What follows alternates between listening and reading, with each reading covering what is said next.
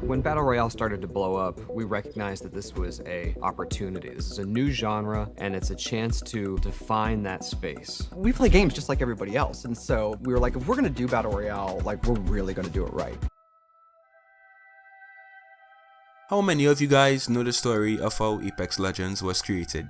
And I mean, like, really know what needed to take place for you to be able to play this game today. Well, in order to answer that question, we need to go back in the past many years and take a look at one very popular game. And this game is COD. Yes, Call of Duty. Now what you guys may not know is that the original creators of Modern Warfare and Modern Warfare 2, some of the biggest COD games in history, were actually made by Respawn Entertainment. So the guys who made Apex actually made some of the best COD games in history. Now unfortunately, that time did come to an end, and the now CEO of Respawn, Vince Zampella, actually left Infinity Ward under very bad terms, as well as some former employees of Infinity Ward as well. And when those guys left Infinity Ward, Respawn Entertainment was created, the guys who we all know made Apex Legends. Now those guys left Infinity Ward in 2009, and Apex was released in 2019, a full decade later. So what happened in that time? What happened between 2009 and 2019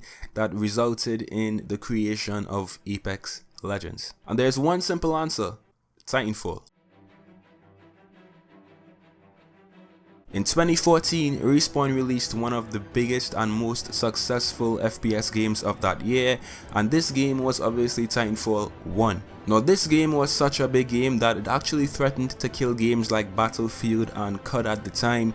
It was such a hyped up game, it had so much fuel behind it that it just had such a big wave of support, right? And this game achieved all of this while being an Xbox exclusive. So that just says how big it was, how hyped up it was, and how much potential Titanfall really had to become one of the biggest FPS games ever. But despite all of this success, Titanfall 1 eventually died off because it lacked the content, it lacked the customization and stuff to keep players coming back into the game, not to mention it was only on Xbox One and Xbox 360, so PlayStation players at the time, which obviously made up the biggest chunk of the gaming community, weren't able to really experience Titanfall, so it eventually died off, and that was it for Titanfall 1.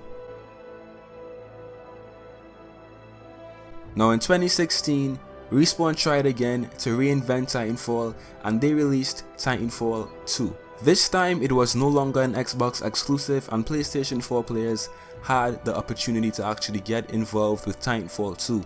This game had a beta, it was extremely hyped up, and it could have been, again, one of the biggest games released in that year. It also corrected many of the wrongs by its predecessor Titanfall 1, because Titanfall 2 had a full-fledged campaign, it had much more weapons, much more customization, more titans as well, and it just seemed like what people wanted from the start. It seemed like the Titanfall game everyone wanted to play.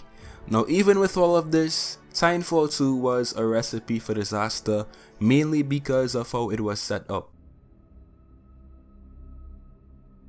This game was released on October 28th of 2016, and the reason this release date was so bad was because it was released right in the middle of Battlefield 1 and Call of Duty Infinite Warfare, both already built up franchises, both already solidified FPS games in their own right. They already have big fan bases as well, and Titanfall really could not compete. So although the game was critically acclaimed because of the campaign as well as the customization and just the fun of the game, the success of Titanfall 2 was nowhere near the success of its predecessor, Titanfall 1. So once again, Titanfall 2 did not have what it took to really become a staple in the FPS market, and eventually it also died off.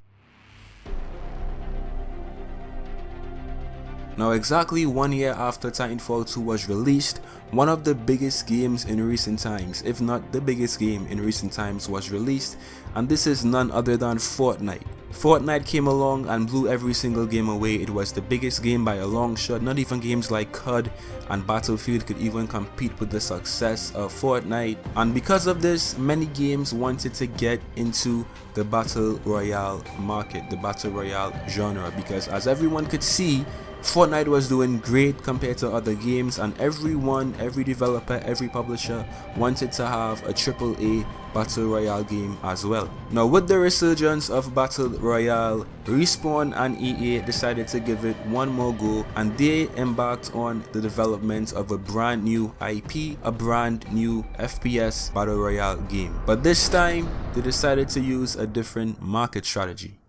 So working in secret, Respawn used their deep knowledge of FPS games, having worked on Titanfall and COD games as well, to create a brand new Battle Royale game that would take gaming by storm, and this game is none other than Apex Legends. Set in the same universe as Titanfall, it allowed Respawn to reuse, remaster, and repurpose already existing weapons, grenades, and animations from Titanfall, making their workload a bit easier as well. Respawn worked tirelessly to polish this game, and on February the 4th of 2019, Apex Legends was released to the world, and as we all know, it was a huge success. But this game could not have been released, it could not have been as big as it was if Respawn didn't create Titanfall, if Respawn didn't create all of those COD games as well.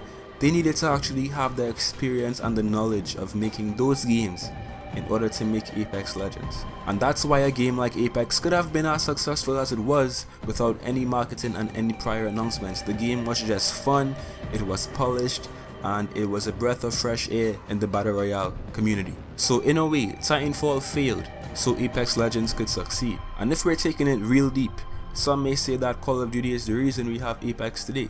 What do you guys think? Thanks so much for watching this video, guys. Be sure to leave a like and subscribe, and tell me if you already knew all of this history of Apex and Respawn, and what do you think of the way Apex was created. Let me know. Thanks again for watching, guys, and I'll see you in some more Apex. Till next time.